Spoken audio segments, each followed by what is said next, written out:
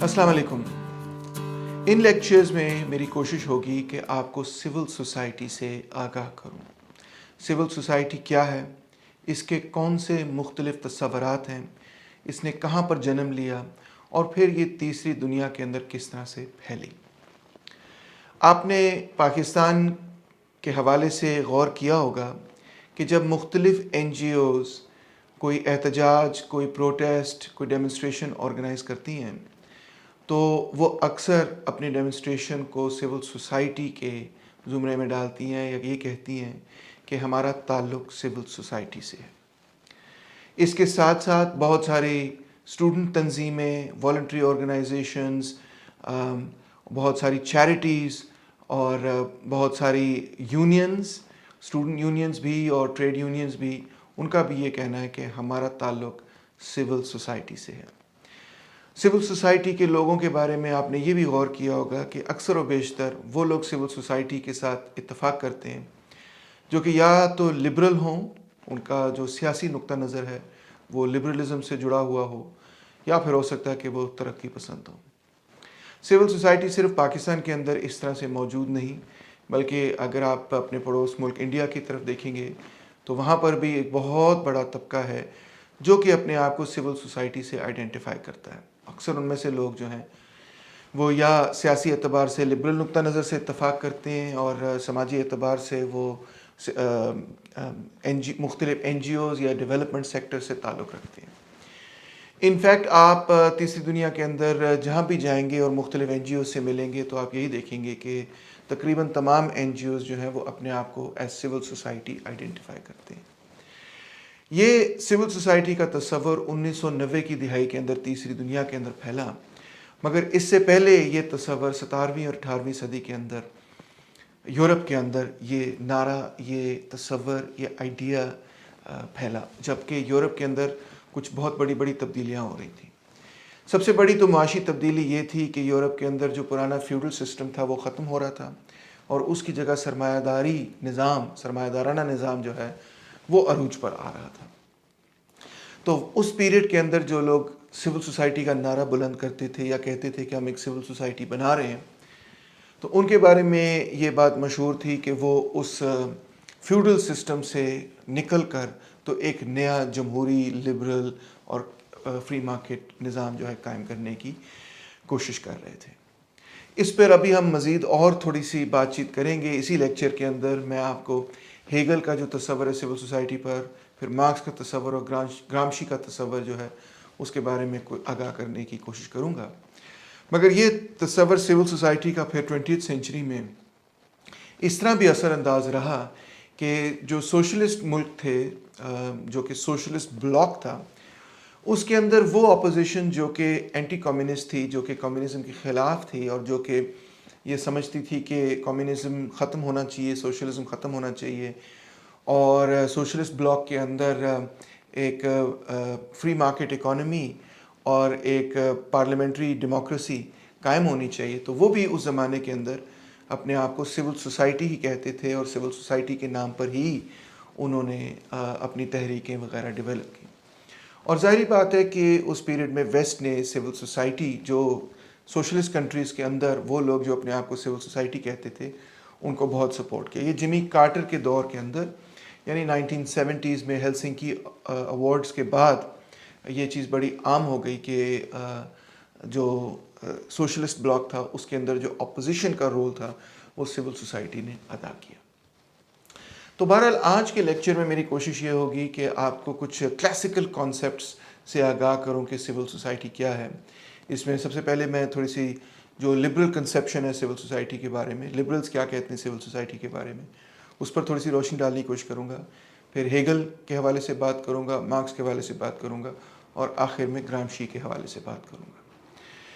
अगर आप civil society की डेफिनेशन को गूगल करें या लिबरल से पूछें कि सिविल सोसाइटी क्या है, तो अक्सर आपको ये डेफिनेशन मिलेगी कि civil society is the domain outside and independent of the state and market relations.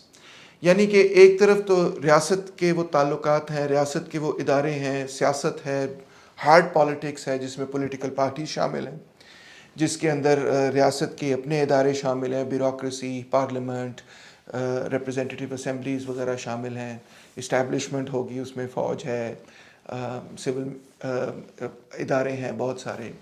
تو یہ ریاستی ادارے جو ہیں اور جو ریاست کے اقتدار کے لیے جو ایک کشمکش چلتی رہتی ہے، اس کو ہم پولیٹیکل سوسائٹی میں گنتے ہیں، اس کو ہم سمجھتے ہیں کہ یہ پالیٹکس کا حصہ ہے. اور جنرلی اسپیکنگ جب ہم پولیٹیکل سائنس پڑھتے ہیں تو ہم جو ریاست سے متعلق اور حکومت سے متعلق یعنی گورننس ان پالیٹکس اور اسٹیٹ سے متعلق جو لڑائی جھگڑے ہوتے ہیں انہی کو اسٹڈی کرتے ہیں. مگر سول سوسائٹی اس سے تعلق ضرور رکھتی ہے، کیونکہ اکثر سول سوسائٹی کی کوشش یہی ہوتی ہے کہ جو بھی پالیسی اپنائی گئی ہے، جو بھی پولیٹیکل پالیسی اپنائی گئی ہے، حکومتی پالیسی اپنائی گئی، اس کو تبدیل کیا جائے. تو سول سوسائٹی کا سیاست پر اثر بھی ہوتا ہے، ریاست پر اثر بھی ہوتا ہے، سیاست اور ریاست کا سول سوسائٹی پر بھی اثر ہوتا ہے. مگر سول سوسائٹی بذات خود نہ تو ریاست ہے، نہ حکومت ہے اور نہ سیاست ہے. دوسری طرف ہم دیکھتے ہیں تو ہمیں ایک اور سیکٹر سوسائٹی کا نظر آتا ہے جس کو ہم اکانومی کہہ سکتے ہیں، جو کہ فری مارکیٹ اکانومی، اکثر کیپٹلسٹ اکانومی ہے، جس کے اندر ہم اس غرض سے داخل ہوتے ہیں کہ ہم نے تجارت کرنی ہوتی ہے، ہم نے خرید و فروخت کرنی ہوتی ہے، ہم نے وہ اشیاء حاصل کرنی ہوتی ہیں جو ہماری ضروریات ہیں. ہو سکتا ہے ہمارے پاس خود کوئی اشیاء ہوں کہ ہم جو مارکیٹ کے اندر بیچنا چاہتے ہیں. تو یہ مارکیٹ اکانومی کا ریلم ہے. اور ظاہری بات ہے کہ مارکیٹ اکانومی کے ریلم کے ساتھ ساتھ وہ حصہ بھی، وہ سفیر، وہ دائرہ بھی جڑا ہوا ہے جس کے اندر کہ پیداواری عمل ہوتا ہے. فیکٹریاں ہیں، ملیں ہیں، کارخانے ہیں جہاں پہ کام کاج کیا جاتا ہے، دفاتر ہیں جہاں پہ لوگ کام کرتے ہیں، پیداوار کا عمل کرتے ہیں، اور پھر پیداوار کے عمل میں جو اشیاء وہ تیار کرتے ہیں، جو کموڈیٹیز وہ تیار کرتے ہیں، وہ ان کو جا کے وہ مارکیٹ میں بیچتے ہیں. تو مارکیٹ بھی سول سوسائٹی نہیں ہے. مارکیٹ کا تعلق ہو سکتا ہے سول سوسائٹی سے. ہر آرگنائزیشن جو کہ ایک کیپٹل سوسائٹی میں کام کرے یا کسی بھی سوسائٹی میں کام کرے، اسے اپنے آپ کو اکنامکلی کسی نہ کسی طرح سسٹین تو کرنا ہی ہوگا. کسی نہ کسی طرح اس کے پاس وہ رقم، وہ پیسے، وہ دولت ہوگی تو وہ کام کرے گی، ادروائز تو وہ کام نہیں کر سکتی. ایون پولیٹیکل پارٹیز کو فنڈز کی ضرورت ہوتی ہے جو وہ اپنے ممبرز وغیرہ سے حاصل کرتے ہیں. کوئی بھی والنٹری آرگنائزیشن ہو، اس کو کہیں نہ کہیں سے وسائل کی ضرورت تو پڑے گی. تو لہٰذا سول سوسائٹی کا تعلق ضرور ہو سکتا ہے مارکیٹ سے، مگر مارکیٹ بذات خود سول سوسائٹی نہیں ہے. مارکیٹ کا اثر بھی ہوگا سول سوسائٹی پہ، اور سول سوسائٹی کا اثر بھی ہوگا منڈی پر، مارکیٹ پر، مگر بذات خود سول سوسائٹی ایک مختلف دائرہ ہے، ایک مختلف سفیر ہے. تو سول سوسائٹی لہٰذا وہ سفیر ہے جو کہ نہ کہ ریاست یا ریاستی امور سے تعلق رکھتی ہو، اور نہ ہی وہ منڈی یا مارکیٹ کے امور سے کوئی تعلق واسطہ رکھتی ہو. انفیکٹ سول سوسائٹی ایک ایسا ڈومین ہے جس کے اندر کے لوگ والنٹیرلی اکٹھا ہوتے ہیں. نہ تو وہ اس غرض سے اکٹھے ہوتے ہیں کہ وہ سیاست کریں گے اور سیاست کر کے وہ اقتدار حاصل کریں گے، کیونکہ سیاست بیسکلی تو اقتدار کی ہی لڑائی ہے. چاہے کو کہا کہ نہیں مجھے تو اقتدار کی لڑائی پسند نہیں ہے، مگر در حقیقت یہی بات ہے کہ جو بھی لوگ سیاست میں انٹر ہوتے ہیں وہ سیاسی اقتدار کے لیے جدوجہد کر رہے ہوتے ہیں، تگ و دو کر رہے ہوتے ہیں. اور نہ یہ سول سوسائٹی کا دائرہ وہ دائرہ ہے کہ جو کہ جس کے اندر آپ اس غرض سے داخل ہوتے ہیں کہ آپ پیداواری عمل کریں اور پیداواری عمل کے نتیجے میں آپ منافع کمائیں یا پیسے کمائیں وغیرہ. نہیں، بلکہ یہ ایک ایسا دائرہ ہے جو کہ والنٹری آرگنائزیشنز کا بنا ہوا ہے. یہ والنٹری آرگنائزیشنز مختلف چیزوں پر کام کر سکتی ہیں. نمبر ایک، مثال کے طور پہ ڈیولپمنٹ سیکٹر سے یہ تعلق رکھ سکتی ہیں کہ ہم گلیاں ٹھیک کرنا چاہتے ہیں، ہم انوائرمنٹ کا خیال رکھنا چاہتے ہیں، ہم کوئی ایسا کام کرنا چاہتے ہیں جس سے ہیلتھ کیئر اور ایجوکیشن لوگوں کی بہتر ہو وغیرہ. جس طرح پاکستان کے اندر بہت بڑی بڑی چیریٹیز ہیں ہیلتھ کیئر کی بھی اور ایجوکیشن کی بھی. شوکت خانم میموریل ہاسپٹل کا نام تو آپ نے سنا ہوگا. تو اس کو آپ کس دائرے میں شامل کریں گے؟ کیونکہ اس کا مقصد منافع کمانا تو نہیں ہے، نہ اس کا مقصد سیاست کرنا ہے. تو اس کا مقصد یہ ہے کہ فلاحی کام کرنا. تو فلاحی کام کے بہت سارے جو مختلف ادارے ہیں، اتفاق ہاسپٹل وغیرہ بھی ہے، اور بہت سارے مختلف ہاسپٹلز ہیں. سہارا ٹرسٹ کا ذکر اکثر کیا جاتا ہے. تو یہ سارے ہاسپٹلز مختلف ٹرسٹ کے اندر جو آتے ہیں یہ در حقیقت فلاحی ادارے ہیں، اور لہٰذا ان کو سول سوسائٹی کے دائرے کے اندر شامل کیا جاتا ہے. اسی طرح پاکستان کے اندر بہت سارے بڑے بڑے ادارے ہیں جو کہ تعلیمی شعبے سے تعلق رکھتے ہیں. جس طرح دی سٹیزنز فاؤنڈیشن کے بہت سارے ہزاروں کی تعداد کے اندر اسکول ہیں پورے پاکستان کے اندر. بہت بڑی چین ہے اسکولز کی. میں اکثر ان کے اسکولوں میں جا کر ان کے بچوں کے لیے میوزیکل پرفارمنسز کر چکا ہوں، کیونکہ وہ بڑے غریب بچے ہوتے ہیں، غریب خاندان سے وہ بچے جو ہیں ان اسکولوں کے اندر داخل ہوتے ہیں. تو یہ کیا ہے؟ یہ بھی ایک فلاحی کام ہے. تو اس کو کس دائرے کے اندر آپ شامل کریں گے؟ آپ اس کو بھی بیسکلی سول سوسائٹی میں شامل کریں گے. مگر سول سوسائٹی صرف فلاحی کام نہیں کرتی، ایڈوکیسی کے کام بھی کر سکتی. مثال کے طور پہ سول سوسائٹی کے لوگ یہ کہہ سکتے ہیں کہ ہمیں خواتین کے حقوق کا تحفظ کرنا چاہیے، ہمیں اقلیتوں کے حقوق کا تحفظ کرنا چاہیے، ہمیں امن و امان اور ٹالرنس سوسائٹی کے اندر پھیلانی چاہیے. سول سوسائٹی کے لوگ رائٹس کی بات کر سکتے ہیں. مثال طور پہ وہ کہہ سکتے ہیں کہ اسٹوڈنٹ یونینز قائم ہونے چاہیے، ٹریڈ یونینز قائم ہونے چاہیے. ہر شہری کے پاس یہ حق ہونا چاہیے کہ وہ اپنی اپنی تنظیمیں قائم کر سکیں، اپنے حقوق کے لیے جدوجہد کر سکیں. کچی آبادیوں کی جو تحریکیں چلتی ہیں یہ بھی رائٹس کی بات ہے. ایڈوکیسی کی جو بات ہوتی ہے اس میں یہ ہوتا ہے کہ آپ کو قانون تبدیل کرنے کی کوشش کر رہے ہیں. جس طرح کے ویمنز گروپس نے بڑے عرصے میں سے یہ کوشش کی کہ جو امتیازی قوانین تھے، حدود لاز فار ایگزامپل کو چینج کرنے کی کوشش کی. تو اس کو بھی ہم اسی چیز میں شامل کریں گے کہ یہ ایڈوکیسی کا کام. ایڈوکیسی کا مطلب یہ ہے کہ آپ کوئی نہ کوئی چیز ایڈوکیٹ کر رہے ہیں سوسائٹی میں کہ کچھ کلچرل نارمز مثال کے طور پہ تبدیل ہو جائیں. جس طرح ایک مثال دی جاتی ہے کہ کچھ علاقوں کے اندر بچیوں کی شادی جو ہے وہ قرآن سے کر دی جاتی ہے. تو آپ کیا کہیں گے؟ آپ اس معاشرے میں جائیں گے اور لوگوں کو یہ سمجھانے کی کوشش کریں گے کہ یہ بات جو ہے وہ درست نہیں ہے. تو آپ کیا عمل کر رہے ہیں؟ آپ ایڈوکیسی کا عمل کر رہے ہیں کہ اس طرح کی سوسائٹی قائم ہونی چاہیے اور یہ جو رویے ہیں ان کو ہمیں ختم کرنا چاہیے. تو یہ تمام کام، حقوق کے کام، ایڈوکیسی کے کام، فلاح و بہبود کے کام، ڈیولپمنٹ کے کام، کس دائرے میں آپ ان کو شامل کریں گے؟ نہ تو یہ ریاستی دائرے میں شامل ہوں گے، نہ تو یہ ٹیکنیکلی سیاست میں شامل کیے جا سکتے ہیں، نہ یہ بنیادی طور پہ پیداواری عمل ہے جس کا مقصد یہ ہے کہ آپ منافع کمائیں یا پیسے کمائیں. تو ان تمام اعمال کو، ان تمام ایکشنز کو، ان تمام ریلیشنز کو، ان کا جو دائرہ بنتا ہے، والنٹری آرگنائزیشنز، ایسوسیشنز اور فلاح کے کاموں کا جو تمام دائرہ بنتا ہے، اس کو آپ سول سوسائٹی میں شامل کرتے ہیں.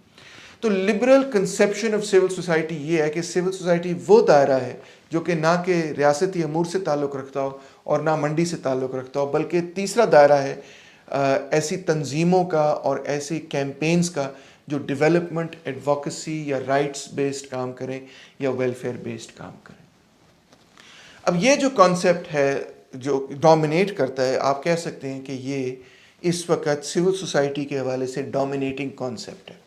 اگر آپ کا کبھی کوئی امتحان ہو پولیٹیکل سائنس کا یا CSS کا یا سوشیولوجی کا، اور اس میں اگر آپ یہ کانسیپٹ لکھیں سول سوسائٹی کا، تو آپ کو پورے کے پورے مارکس ملیں گے. مگر سول سوسائٹی کے حوالے سے اور بھی بہت سارے مختلف کنسیپشنز ہیں، کیونکہ سوشل سائنس میں آپ جانتے ہیں کہ کوئی بھی اگر ایک ٹرم ہے تو اس کی ایک ڈیفینیشن نہیں ہوتی، اس کی کئی ڈیفینیشنز ہوتی ہیں. ان ڈیفینیشنز پر بھی بحث مباحثہ جاری رہتا ہے کہ سول سوسائٹی کو کس طرح سے ڈیفائن کرنا چاہیے. مگر بہرحال جو سٹینڈرڈ ڈیفینیشن ہے وہ یہ ہے، اور بھی مختلف آراء موجود ہیں کہ سول سوسائٹی کو کس طرح سے سمجھنا چاہیے. جو کلاسیکل پولیٹیکل اکانومسٹ تھے، پہلے تو میں یہ آپ کو سمجھا دوں کہ پولیٹیکل اکانومی کیا ہوتی ہے، کیونکہ اکثر لوگ اس پہ بھی کنفیوز ہو جاتے ہیں. اکنامکس کا شعبہ جب شروع ہوا، ایڈم اسمتھ جیسے لوگوں نے جب لکھنا شروع کیا، تو اکنامکس کے اسکالرز جو ہیں سب سے پہلے مورل فلاسفرز ہوا کرتے تھے. یہ بڑی عجیب سی بات لگتی ہے، مگر یہ حقیقت ہے کہ ایڈم اسمتھ خود بھی، جس کو فادر آف اکنامکس کہا جاتا ہے، وہ سب سے پہلے ایک فلاسفر تھا، اور وہ ایتھکس اور مورالٹی کے، یعنی اخلاقیات کے سوال کو دیکھا کرتا تھا. اس کی وجہ یہ ہے کہ اگر آپ تاریخ میں پیچھے جائیں تو جس چیز کو آج ہم معیشت کہتے ہیں یا ہم اکنامکس کہتے ہیں، وہ لوگ اس موضوع پر لکھا کرتے تھے، اس نقطہ نظر سے اس موضوع پر لکھتے تھے کہ ہمیں کس قسم کی معیشت کی ضرورت ہے تاکہ ہم اچھے انسان بن سکیں. حیرت انگیز بات ہے، مگر یہی واقعی حقیقت ہے. یعنی اکنامکس کے شعبے میں یا اکنامکس پر جو لوگ لکھا کرتے تھے، جو فلاسفرز لکھا کرتے تھے، وہ اس نقطہ نظر سے نہیں لکھا کرتے تھے کہ ہمیں کون سی پالیسیوں کی ضرورت ہے تاکہ ہماری معیشت تیز ترقی کر سکے. ترقی ان کے ذہن پر کوئی بہت بڑا اثر نہیں رکھتی تھی. نہ وہ یہ دیکھتے تھے کہ کون سی پالیسیز کی ضرورت ہے تاکہ ہم زیادہ سے زیادہ منافع بنا سکیں، بلکہ ان کے ذہن میں سب سے پہلا اور اول سوال یہ ہوتا تھا کہ ہم کس قسم کے معاشی تعلقات جو ہیں اس کے نتیجے میں ایک اچھا انسان، ایک اخلاقی معاشرہ قائم ہو سکتا ہے۔ تو لہٰذا تاریخ میں جو سب سے پہلے اکانومسٹ تھے، انہوں نے سوال یہیں سے شروع کیا کہ وہ اکثر و بیشتر مورل فلاسفرز تھے، کس قسم کے اخلاق ہونے چاہیے سوسائٹی میں، یہ ان کے لیے اول سوال تھا۔ تو لہٰذا ایڈم اسمتھ بھی بیسکلی ایک مورل فلاسفر تھے، اور پھر انہوں نے معیشت کا انالیسس کیا، اور ایک مختلف طرح سے انالیسس کر کے انہوں نے اکنامکس کے شعبے کو جنم دیا۔ مگر یہ بھی دلچسپ بات ہے کہ ایڈم اسمتھ نے جب اپنی کتاب لکھی تو ویلتھ آف نیشنز، جو بڑی جس کو مانا جاتا ہے کہ اس کتاب کے نتیجے میں ایک پورا نیا شعبہ اکنامکس کا شروع ہوا ایک سینس میں، تو اس کتاب میں بھی ایڈم اسمتھ اپنے آپ کو کس طرح آئیڈینٹیفائی کرتے تھے؟ As political economy. وہ کہتے تھے کہ میں پولیٹیکل اکانومی کا انالیسس کر رہا ہوں۔ اور جب کارل مارکس نے بھی اپنی کتاب لکھی تو انہوں نے لکھا کرٹیک آف پولیٹیکل اکانومی۔ اسی طرح ریکارڈو نے بھی جب اپنی کتاب لکھی تو اس کا بھی عنوان پولیٹیکل اکانومی تھا۔ تو یہ پولیٹیکل اکانومی کیا چیز ہے، اس کو مختصر سمجھانے کی کوشش کروں گا۔ پولیٹیکل اکانومی یہ تھی کہ بہت سارے اسکالرز نے یہ دیکھا کہ یورپ کی زندگی کے اندر ایک نئی قسم کی تعلقات، ایک نئی قسم کا سماج جنم لے رہا ہے۔ ایک ایسا سماج جس کے اندر وہ تمام تعلقات جو کہ فیوڈل تعلقات تھے وہ ختم ہو رہے، اور نئے تعلقات اور نئی قسم کی سیاست، نئی قسم کی ریاست، نئی قسم کی معیشت پیدا ہو رہی ہے جو کہ پہلے سے انتہائی مختلف ہے۔ اس نئی قسم کی معیشت کو اور اس نئی قسم کی ریاست کو اور اس نئی قسم کے سماج کو انہوں نے نام دیا کہ this is the study of political economy. اس چیز کو ہم پولیٹیکل اکانومی کہیں گے، اس نئے نظام کی اسٹڈی کو پولیٹیکل اکانومی کہیں گے۔ اور جس طرح کہ اس کے نام سے بھی ظاہر ہوتا ہے کہ اس میں وہ صرف معیشت کو نہیں بلکہ معیشت اور ریاست کا جو آپس میں تعلق ہے، یہ جو نیا سماج ایز اے ہول ہے، اس کو وہ اسٹڈی کرنے کی کوشش کریں گے۔ اب اس کی کہانی کچھ اس طرح سے ہے کہ اس پولیٹیکل اکانومی کی ڈیولپمنٹ ہوئی لیبر تھیوری آف ویلیو پہ، جس کو ایڈم اسمتھ نے نہیں، اس سے بھی پہلے بلکہ جان لاک نے، یعنی لبرلز نے اس کو ڈیولپ کیا۔ اور ڈیولپ کرتے کرتے مارکس جب آیا تو اس نے لیبر تھیوری آف ویلیو کی بنیاد پر ہی یہ ثابت کیا کہ سرمایہ دارانہ نظام جو ہے وہ ایک استحصالی نظام ہے، غریب لوگوں کا وہ استحصال کرتا ہے۔ اس کے بعد پولیٹیکل اکانومی کے اندر ایک پھوٹ پڑ گئی، اور آپ کہہ سکتے ہیں کہ ایک طرف وہ لوگ تھے جو لیبر تھیوری آف ویلیو کے ساتھ اپنا انالیسس جاری رکھنا چاہتے تھے، اور دوسری طرف وہ لوگ تھے جو کہ لیبر تھیوری ویلیو کو مکمل طور پہ چھوڑ دینا چاہتے تھے۔ اس عمل کو یہ عمل جو ہے الفریڈ مارشل کی کتاب سے مکمل ہوا، جو کہ 1920 کے اندر جا کے شائع ہوئی، جس کتاب کا نام تھا پرنسپلز آف اکنامکس۔ اور الفریڈ مارشل نے کوشش کی کہ اکنامکس کو ایک بالکل مختلف بنیاد پر استوار کیا جائے، قائم کیا جائے، اور اس میں سے لیبر تھیوری آف ویلیو نکال دی جائے۔ تو الفریڈ مارشل نے جب لیبر تھیوری ویلیو نکال دی تو وہ لوگ جو کہ الفریڈ مارشل کے نقطہ نظر کو درست سمجھتے تھے، انہوں نے 1920 کے بعد اپنے آپ کو ایک اکانومسٹ کہنا شروع کر دیا اور اپنے فیلڈ کو اکنامکس کہلانا شروع کیا۔ اور وہ لوگ جو کہ لیبر تھیوری ویلیو میں جاری رہنا چاہتے تھے، انہوں نے وہی پرانا ٹائٹل جاری رکھا، یعنی انہوں نے کہا کہ ہم پولیٹیکل اکانومی کو اسٹڈی کر رہے ہیں۔ اور جب اکنامکس پولیٹیکل اکانومی سے علیحدہ ہو گئی اور پولیٹیکل اکانومی اکنامکس سے علیحدہ ہوئی، تو اسی وقت میں تقریباً پولیٹیکل سائنس جو ہے وہ پولیٹیکل اکانومی سے علیحدہ اور اکنامکس سے علیحدہ ہو کر اس نے اپنے آپ کو as a subject and as a field 1920s کے اندر ہی اسٹیبلش کیا۔ یہ تھوڑی سی مختصر کہانی تھی، صرف آپ کو ایک ٹرم ایکسپلین کرنے کے لیے کہ پولیٹیکل اکانومی کیا ہے۔ تو جو کلاسیکل پولیٹیکل اکانومسٹ تھے، جس سے میری مراد یہ کہ وہ لوگ جو کہ 18ویں صدی اور 19ویں صدی میں معیشت کو دیکھ رہے تھے، جس میں ایک نام تو لے چکا ہوں، ایڈم اسمتھ، جیمز اسٹوارٹ ایک اور نام ہے، اسی طرح ریکارڈو ایک اور نام ہے۔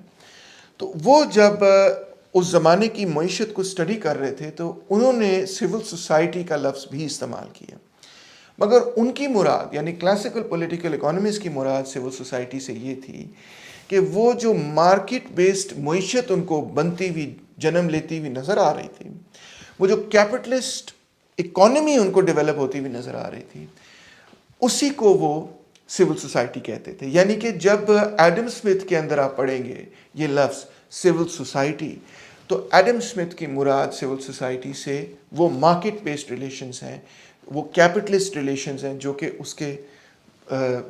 اسی کی زندگی کے اندر جنم لے رہے تھے. اور اس زمانے کے اندر یعنی 18ویں اور 19ویں صدی کے اندر جو کلاسیکل پولیٹیکل اکانومسٹ تھے ان کا یہ خیال تھا، ان کی یہ آرگیومنٹس تھیں کہ یہ جو نئی قسم کی سوسائٹی جنم لے رہی ہے یہ ایک بہت اچھی سوسائٹی، پہلے سے بہت بہتر سوسائٹی. یہ تو شاید کسی نے بھی نہیں کہا کہ بس یہ اب یوٹوپیا ہے، اس سے بہتر کوئی سماج پیدا ہی نہیں ہو سکتا، مگر ان کا یہ خیال تھا کہ وہ جو پرانا فیوڈل سسٹم تھا جس کے اندر لوگوں کو انتہائی محدود کیا جاتا تھا، اس کے مقابلے میں یہ جو مارکیٹ بیسڈ اکانومی ہے یہ ایک ترقی پسند اکانومی ہے، ترقی یافتہ اکانومی ہے. اس کے نتیجے میں انلائٹنمنٹ پیدا ہوگی، اس کے نتیجے میں لوگ اپنے آپ کو پہلے سے آزاد محسوس کریں گے. اب یہ بڑی دلچسپ بات ہے کہ کس سینس میں وہ اپنے آپ کو آزاد محسوس کریں گے. جو پرانی فیوڈل سوسائٹی تھی تو اس کے اندر معیشت کو بہت ٹائٹلی کنٹرول کیا جاتا تھا. اس کو کنٹرول کرنے والے جو ادارے تھے ان کا نام تھا گلڈز یا اسٹیٹس. اسٹیٹ جو ہے وہ تو ایک فیوڈل لارڈ کی ملکیت تھی، بہت بڑی ملکیت تھی، اور اس اسٹیٹ کے اندر سرفس کام کرتے تھے. سرفس جو ہیں وہ اس اسٹیٹ سے بھاگ نہیں سکتے تھے، وہ زمین سے بچے ہوئے تھے اور کئی دہائیوں سے کیا کئی جنریشن سے وہ اسی زمین کے ٹکڑے پر کام کیا کرتے تھے. اور جو فیوڈل لارڈ ان کا ہوتا تھا، جو ان کا لینڈ لارڈ تھا، وہ نہ صرف معاشی اعتبار سے ان پر حاکم تھا بلکہ سیاسی اعتبار سے بھی وہ ریاست کا نمائندہ سمجھا جاتا تھا، اور تھا نمائندہ، سمجھا کیا جاتا تھا نمائندہ. اور اس تمام لہٰذا سیاسی اعتبار سے بھی اور قانونی اعتبار سے وہ لینڈ لارڈ اپنے اسٹیٹ پر آل ان آل ہوا کرتا تھا.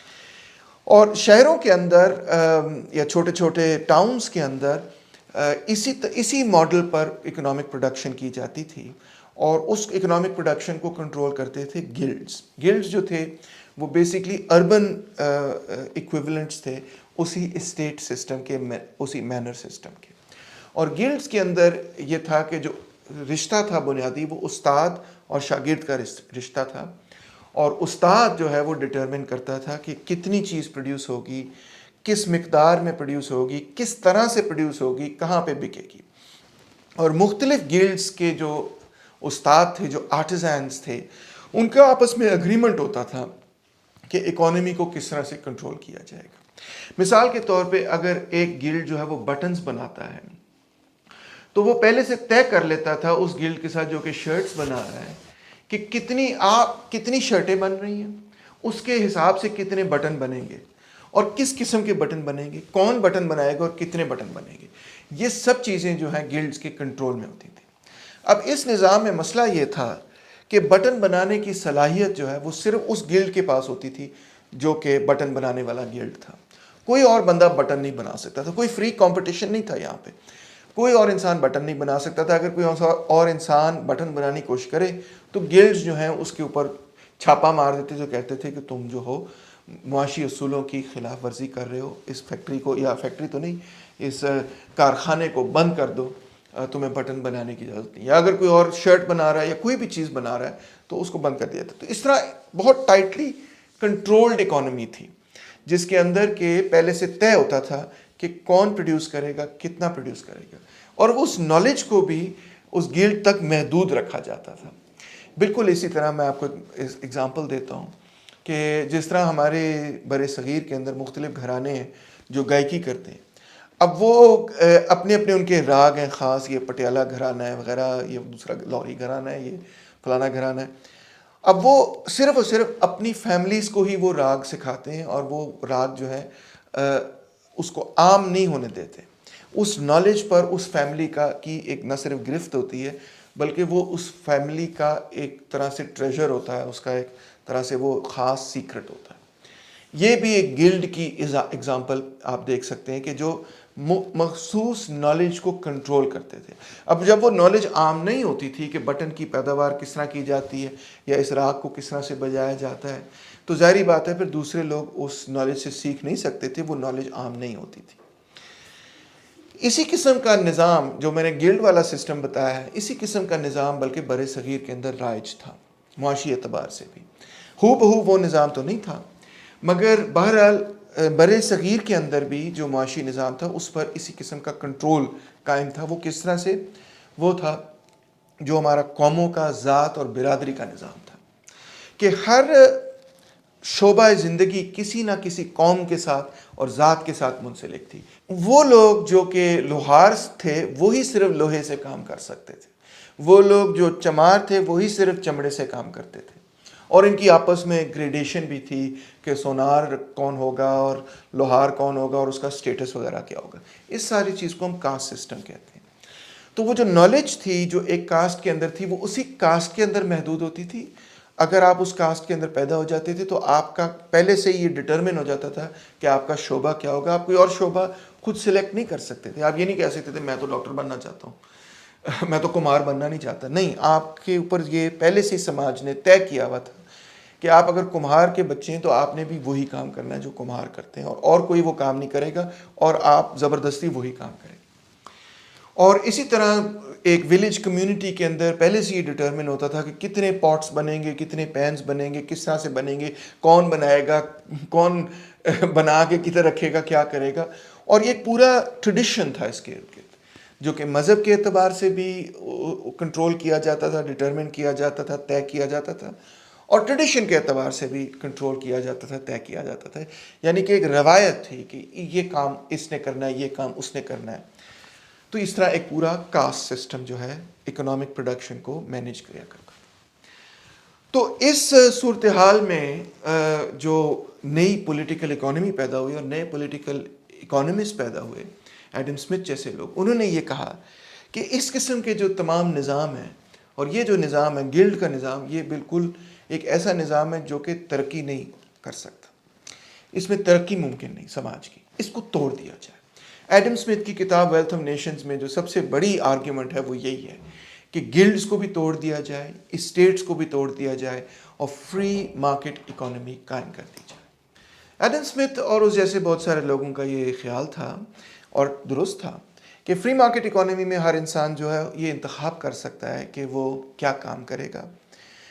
وہ خود انتخاب کر سکتا ہے کہ وہ کتنا کام کرے گا, اور وہ یہ خود طے کرے گا اپنے امپلائر کے ساتھ کہ وہ کس طرح سے کام کرے گا. ہو سکتا ہے امپلائر مانے یا نہ مانے. تو لہٰذا اور پھر وہ جو نالج ہے وہ سب کے لیے حاصل ہونی چاہیے, وہ کسی گلڈ تک محدود نہیں ہونی چاہیے, تو وہ نالج بھی پھیلے گی. تو لہٰذا اور پھر ہر انسان جو کام کرتا ہے اس میں سے جو پیسے کماتا ہے وہ انسان خود یہ طے کرے گا کہ وہ پیسے اس میں سے کتنے پیسے وہ بچائے کے رکھے گا اور کتنے پیسے وہ خرچ کرے گا, کدھر وہ خرچ کرے گا, کس طرح سے خرچ کرے گا اور اس سے کیا خریدے گا. یہ سب چیزیں جو ہیں وہ ایک فرد خود ڈٹرمن کرے گا. لہٰذا اسمتھ کا یہ خیال تھا کہ فیوڈل سسٹم کے مقابلے میں یہ ایک ایسا نظام ہے جو کہ لوگوں کو پہلے سے زیادہ آزادیاں دیتا ہے. اور میں دوبارہ یہ کہوں گا, اگرچہ آپ میرے ذاتی نقطہ نظر کو جانتے ہی ہوں گے کہ میں سرمایہ داری نظام پر تنقید کرتا آیا ہوں اور آج بھی کرتا ہوں, مگر بہرحال یہ آرگیومنٹ بالکل درست ہے کہ اس فیوڈل سسٹم کے مقابلے میں یہ جو سرمایہ داری نظام تھا یہ ہر فرد کو پہلے سے بہت زیادہ اور بہتر آزادیاں فراہم بھی کرتا تھا, اور سماج کی ترقی میں اس نے ایک کلیدی کردار بھی ادا کیا. اب ہیگل جس کی بات ہم کرنا چاہ رہے ہیں, یہ تو سارا میں نے آپ کو بیک گراؤنڈ بتایا. اب ہیگل نے ایڈم اسمتھ کو بھی پڑھا تھا, جیمز اسٹوارٹ کو بھی پڑھا تھا, کلاسیکل پولیٹیکل اکانومی کے نقطہ نظر سے وہ واقف تھا. کلاسیکل پولیٹیکل اکانومی کے لوگ جب سول سوسائٹی کی بات کر رہے تھے تو ان کا زیادہ فوکس اور ان کی زیادہ کانسنٹریشن جو ہے وہ اسی چیز پر تھی کہ منڈی کے نتیجے میں جو نئے انسانی تعلقات پیدا ہو رہے ہیں وہ کیا ہے. تو جب وہ سول سوسائٹی کی بات کرتے تھے تو اکثر وہ مارکیٹ اکانومی کی ہی بات کر رہے ہوتے تھے. مگر ہیگل نے یہ بات کہی کہ سول سوسائٹی سے مراد ہمیں صرف مارکیٹ اکانومی نہیں لینی چاہیے, بلکہ مارکیٹ اکانومی کی بنیاد پر, اس کی بیسس پر جو مختلف انسانی تعلقات پیدا ہو رہے ہیں, جو مختلف قسم کے انسانی تعلقات پیدا ہو رہے ہیں, ان انسانی تعلقات کو ہیگل سول سوسائٹی کہتا تھا. یعنی آپ بات سمجھ گئے ہیں کہ جب ہم ایک دوسرے سے تجارت کرتے ہیں تو ہم ایک دوسرے سے ایک مخصوص قسم کا تجارتی قسم کا رشتہ قائم کرتے ہیں. اس کے نتیجے میں آپ کے اور میرے درمیان جو تعلقات ہیں وہ بھی ایک نئے رنگ میں رنگے جائیں گے.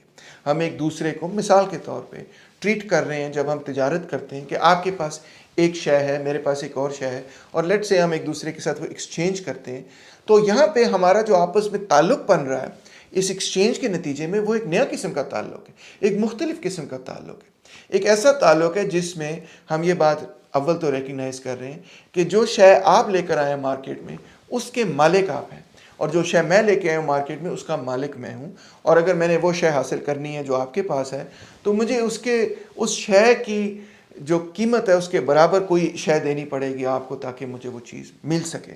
اور اس میں میرا غرض یہ ہے کہ مجھے جب وہ شے مل جائے جو کہ آپ کے پاس ہے تو میری کوئی ضرورت پوری ہوگی، اور آپ کو جو وہ شے مل جائے جو میرے پاس ہے تو ظاہری بات ہے آپ کی کوئی ضرورت پوری ہوگی۔ تو ہم جو تعلق پیدا کر رہے ہیں وہ کسی خود غرض نقطہ نظر سے کہہ رہے ہیں، مجھے اپنی ضرورت پوری کرنی جس کے نتیجے میں آپ سے کچھ تعلق پیدا کروں۔ یہ جو رشتہ ایکسچینج کے نتیجے میں، تبادلے کے نتیجے میں لوگوں میں پیدا ہو رہا ہے، یہ اور رشتوں سے انتہائی مختلف ہے، اور اسی رشتے کی بنیاد پر ایک پورے سماج کو تشکیل دیا جا رہا ہے۔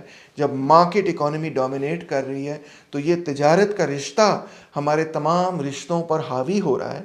تو ہیگل ان رشتوں کو اینالائز کرنا چاہتا تھا، یعنی کیپٹلزم کی لاجک کی بیسس پہ جو انسانی تعلقات اور رشتے پیدا ہو رہے ہیں ان کو وہ سمجھنا چاہ رہا تھا، ان کو وہ انڈرسٹینڈ کرنا چاہ رہا تھا۔ اب ہیگل نے انالیسس یہ کیا کہ اگر سوسائٹی میں ہم دیکھیں کہ مختلف قسم کے جو رشتے قائم ہیں تو ہمیں تین مختلف لیولز نظر آتے ہیں۔ ہیگل ایک ڈائلیکٹیکل فلاسفر تھا، تھیسس، اینٹی تھیسس اور سنتھسس آپ کو ہر جگہ نظر آئے گا اس کی آئیڈیاز کے اندر۔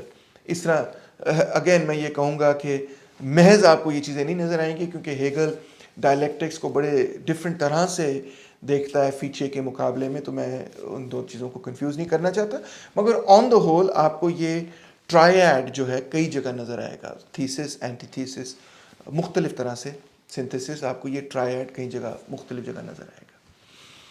تو یہاں پہ ہیگل کہتا ہے کہ تین مختلف قسم کے رشتے ہمیں سوسائٹی میں نظر آتے ہیں۔ سب سے پہلے تو ہمیں فیملی کا رشتہ نظر آتا ہے، پھر ہمیں دوسرے لیول پہ سول سوسائٹی، اور تیسرے لیول پہ ریاست کا رشتہ نظر آتا ہے، اور یہ تین بڑے مختلف ہیں۔ فیملی سے شروع کرتے ہیں۔ فیملی کو ہیگل کہتا ہے it is the domain of self licence, the domain of love and the domain of concern, یعنی یہ ایک ایسی ڈومین ہے، فیملی ایک ایسی جگہ ہے، ایک ایسا دائرہ ہے کہ جس کے اندر ہم خود غرضی نہیں کر سکتے، جس کے اندر ہمیں پیار، محبت اور دوسرے کے لیے سوچنا پڑتا ہے، اپنے لیے نہیں سوچنا پڑتا، سب سے پہلے ہمیں دوسرے کے لیے سوچنا پڑتا ہے۔ ہم سیلفش نہیں ہو سکتے، ہم سیلف لیس ہوتے ہیں۔ اب آپ سوچیں گے، خاص طور پہ اگر آپ نے فیمنسٹ لٹریچر تھوڑا بہت پڑھا ہے، کہ یہ تو بڑی عجیب سی بات ہے۔ عجیب سی بات اس لیے ہے کیونکہ آج ہم نے جب فیمنسٹ لٹریچر پڑھا تو ہم اس بات کو سمجھتے ہیں کہ فیملی ڈومین ہے، وہ یونٹ ہے کہ جہاں سے پیٹریارکی جنم لیتی ہے، فیملی کے اندر ہی پیٹریارکی جنم لیتی ہے، اور اینگلز تو بلکہ یہ بھی کہتا ہے کہ فیملی کے اندر ہی سب سے پہلے طبقاتی نظام پیدا ہوتا ہے، کیونکہ سب سے پہلا مظلوم طبقہ تو عورت ہے اینگلز کے لیے۔ تو آج ہم فیملی کو اس نقطہ نظر سے نہیں دیکھتے کہ it is the domain of love and self licence, کہ یہاں پہ ہر بندہ جو ہے ایک دوسرے سے پیار محبت سے پیش آتا ہے اور ایک دوسرے کا خیال رکھتا ہے، بلکہ فیملی کی بڑی تنقید ہو چکی ہے، تو لہٰذا اب ہم فیملی کو as a domain of self lessons نہیں مانتے۔ مگر دوسرا پہلو بھی ہے، ہو سکتا ہے آپ یہ کہیں کہ لو جی سیلف لیسنس ہے، میں تو میرا پراسی تو ہر ویلے لڑتے رہنے ہیں۔ مطلب آپ کئی ایگزامپلز دے سکتے ہیں کہ فیملی کے اندر لوگ جو ہیں لڑتے ہیں اور جھگڑتے ہیں، اور کبھی سیلفش ہو جاتے ہیں، کبھی کھلونے اپنے پاس بچے رکھ لیتے ہیں، کبھی جائیداد اپنے پاس بھائی اب رکھ لیتے ہیں، وغیرہ وغیرہ۔ تو پھر کس طرح میں یہ کہہ سکتا ہوں کہ family is the domain of self lessons? Hegel کے لیے یہ ضروری نہیں تھا کہ کیا چیز ہو رہی ہے، مگر ہیگل کے لیے یہ ضروری تھا جب وہ اداروں کو اینالائز کرتا تھا کہ وہ ادارہ اپنے لیے کیا لاجک ڈٹرمن کرتا ہے، یعنی اس کا ڈومینیٹنگ آئیڈیا کیا ہے، اس سے وہ ہیگل ہمیشہ شروع کرتا تھا۔ تو یہ بات حقیقت ہے، ہیگل بھی اس بات کو پہچانتا تھا کہ بہت ساری فیملیز ہیں، ان میں بہت سارے سیلفش لوگ ہیں اور فیملیز ٹوٹ جاتی ہیں، مگر ہیگل یہ دیکھ رہا ہے کہ اس کا آرگنائزنگ پرنسپل کیا ہے، کس بنیاد پہ آپ نے یہ ادارہ قائم کیا، کس مقصد سے، کس آئیڈیل کے لیے، کس پرنسپل کو وہ ادارہ جو ہے اس کون سا پرنسپل ہے، کون سا اصول ہے جس کی بنیاد پہ وہ ادارہ قائم کیا گیا۔ تو یہ بات تو تسلیم کر لینی چاہیے کہ جب ہم فیملی کی بات کرتے ہیں تو ہم یہی بات کرتے ہیں کہ فیملی کے اندر سیلفشنس جو ہے وہ فیملی کو توڑ دیتا ہے، ڈسٹروائے کر دیتا ہے. اور فیملی کے اندر جب ہم کہتے ہیں کہ ہم ایک دوسرے کو، مثال ایک ایگزامپل دیتا ہوں، کہ جب ہم کہتے ہیں کہ مزدور طبقہ بھائی بھائی، مزدور بھائی بھائی، یا جب ہم کہتے ہیں یہ میری بہن ہے، یا جب ہم یہ کہتے ہیں کہ یہ میرا بھائی ہے، تو اس سے مراد یہی لی جاتی ہے کہ میرے اور اس کے درمیان برابری کا تعلق ہے. اور اگر اس کو کبھی ضرورت پڑی، یہ میرا بھائی ہے، اگر اس کی کبھی ضرورت ہو تو میں اپنے حصے میں سے کچھ حصہ اس کو دوں گا تاکہ یہ بہتر رہ سکے. میں سیلفش نہیں ہوں گا اس کے ساتھ.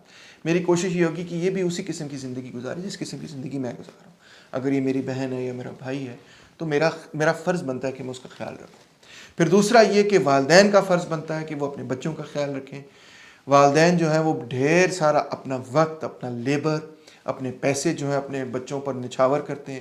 بلکہ وہ تو یہ کہتے ہیں کہ اگر ہم نے 20-30 سال، 40 سال، 50 سال محنت کی ہے تو وہ صرف اور صرف اپنے بچوں کے لیے محنت کی ہے. تو وہ ایک ایکٹ آف سیلف لیسنس ہے. بچے بھی پھر جب ماں پیو بوڑھے ہوتے ہیں تو اپنے والدین کا خیال رکھتے ہیں. تو آپ کو بات سمجھ آ گئی ہے. میرا خیال ہے میں کئی ایگزامپلز آپ کو دیکھ رہا ہوں کہ فیملی کا آئیڈیل تو یہی ہے کہ لوگ ایک دوسرے کا خیال رکھیں. تو فیملی اس بنیاد پر قائم کی گئی ہے، لو کی بنیاد پر، پیار کی بنیاد پر، محبت کی بنیاد پر، کنسرن کی بنیاد پر، ایک دوسرے کی دیکھ بھال کی بنیاد پر، لہٰذا سیلف لیسنس کی بنیاد پر. یعنی کہ فیملی کے اندر خود غرضی، سیلفشنس نہیں ہو سکتی. دوسرے پیمانے پر جب آپ فیملی سے باہر نکلتے ہیں اور آپ سوسائٹی میں جاتے ہیں، آپ مارکیٹ میں جاتے ہیں، تو ہیگل کہتا ہے کہ مارکیٹ میں جب آپ حصہ لیتے ہیں تو وہاں پہ سول سوسائٹی والے جو تعلقات آپ کے پیدا ہوتے ہیں وہ بڑے ہی مختلف ہیں. یہاں پہ منڈی کے اندر جب آپ جاتے ہیں، آپ کسی شے کو لے کر جاتے ہیں، اور آپ صرف اور صرف منڈی میں تبھی جاتے ہیں جب آپ کو کسی چیز کی ضرورت ہو. آپ کی ضرورت ہوتی ہے تب آپ منڈی میں جاتے ہیں، اور منڈی میں جا کر آپ اپنی شے کو بیچتے ہیں. آپ کے پاس پیسے آتے ہیں یا پھر آپ ڈائریکٹلی بارٹر کرتے ہیں اور وہ شے حاصل کرتے ہیں جس کی کہ آپ کو ضرورت ہے. اور اس میں آپ کی کوشش ہمیشہ یہ ہوتی ہے کہ آپ کو چیز سستی سے سستی ملے، سستے سے سستے دام آپ کو چیز ملے. اگر آپ بیچنے والے ہیں تو آپ کی کوشش یہ ہوتی ہے کہ زیادہ سے زیادہ مہنگے داموں پر آپ کی چیز بکے اور زیادہ سے زیادہ چیز بھی بکے. عرض یہ ہے کہ یہ کوئی مسئلہ نہیں ہے منڈی کے لیے. منڈی اسی اصول پہ قائم ہوئی ہے. منڈی کے اندر جب آپ انٹر ہوتے ہیں تو یہ انڈرسٹوڈ بات ہے کہ آپ اپنا اب خود غرضی کے پوائنٹ آف ویو سے آئے ہیں. آپ اپنی کوئی وانٹ، اپنی کوئی نیڈ، اپنی کوئی خواہش کی سیٹسفیکشن کے لیے آئے. اور یہ منڈی کے لیے کوئی پرابلم نہیں ہے. منڈی کے لیے یہ بالکل طے شدہ اصول ہے. ہاں، جب جاتے ہیں منڈی کے اندر تو دونوں انسان یہ بات سمجھتے ہیں کہ وہ اپنی ضرورت پوری کرنے کی کوشش کر رہا ہے، میں اپنی ضرورت پوری کرنے کی کوشش کر رہا ہوں، اور اس میں کوئی حرج نہیں ہے، اس میں کوئی بری بات. ایڈم اسمتھ نے بھی تو آفٹر آل یہی انالیسس کیا کہ جب وہ کہتا ہے کہ invisible hand of the market پوری سوسائٹی کو گائیڈ کرتا ہے، تو وہ کہتا ہے یہ انویزیبل ہینڈ کہاں سے پیدا ہوتا ہے؟ یہ انویزیبل ہینڈ سیلف انٹرسٹ سے پیدا ہوتا ہے. مجھے کچھ چاہیے، اپنے لیے چاہیے، جس کے نتیجے میں منڈی میں جاتا ہوں، اور منڈی میں میرے جو ایکشنز ہیں اس کے نتیجے میں سوسائٹی گائیڈ ہوتی ہے، اس کی اکانومی گائیڈ ہوتی ہے. مگر گائیڈنس جو ہے اس کی جو بیسس ہے وہ یہی ہے کہ مجھے خود کیا چاہیے. تو لہٰذا ہیگل کہتا ہے کہ سول سوسائٹی کے بارے میں اگر آپ غور کریں تو یہ ایگوازم کا ڈومین ہے. یہ ایک ایسا دائرہ جس میں انا جو ہے چلتی. یہ پرٹیکولیرٹی کا ڈومین ہے.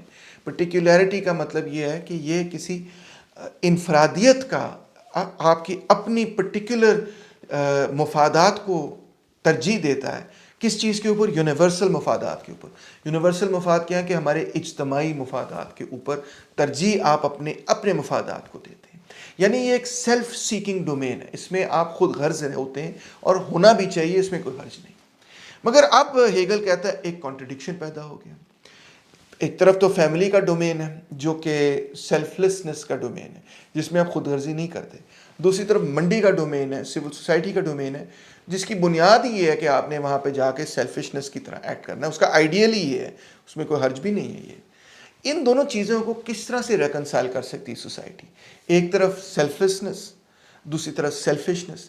ایک طرف خود غرضی، دوسری طرف بے لوث پیار. کس طرح یہ دونوں چیزیں ایک دوسرے سے ریکنسائل ہو سکتی؟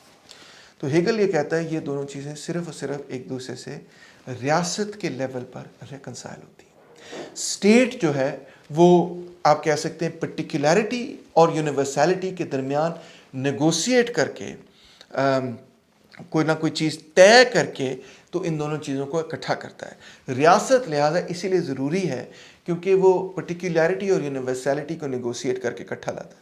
پرٹیکولیرٹی اور یونیورسیلٹی کیا ہوا؟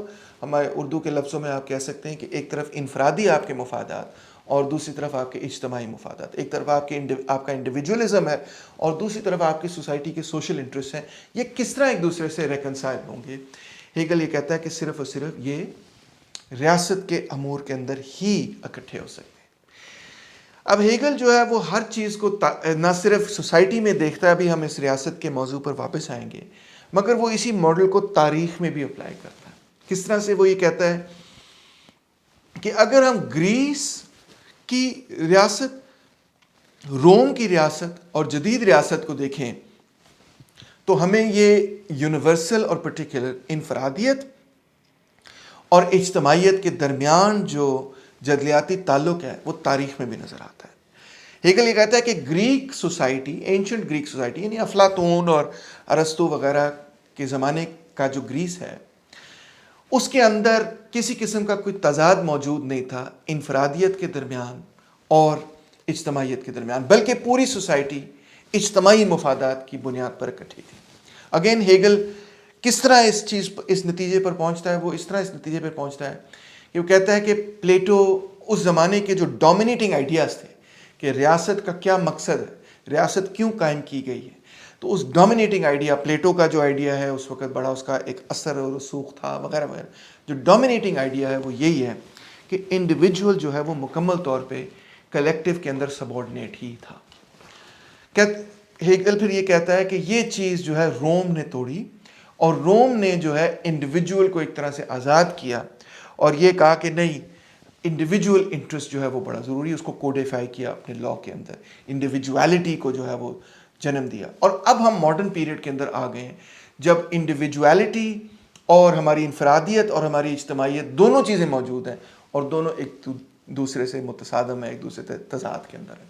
تو گریک سوسائٹی کے اندر انڈیویجول اور کمیونل لائف کا کوئی، یعنی کہ انفرادی اور اجتماعی زندگی کے درمیان کوئی بہت بڑا اختلاف اس لیے نہیں تھا کیونکہ جو فرد تھا وہ اپنے آپ کو اجتماعی جو ریاست ہے اس کا حصہ سمجھتا تھا اور اپنی انفرادیت اور اس اجتماعیت کے درمیان کوئی تضاد محسوس نہیں کرتا تھا۔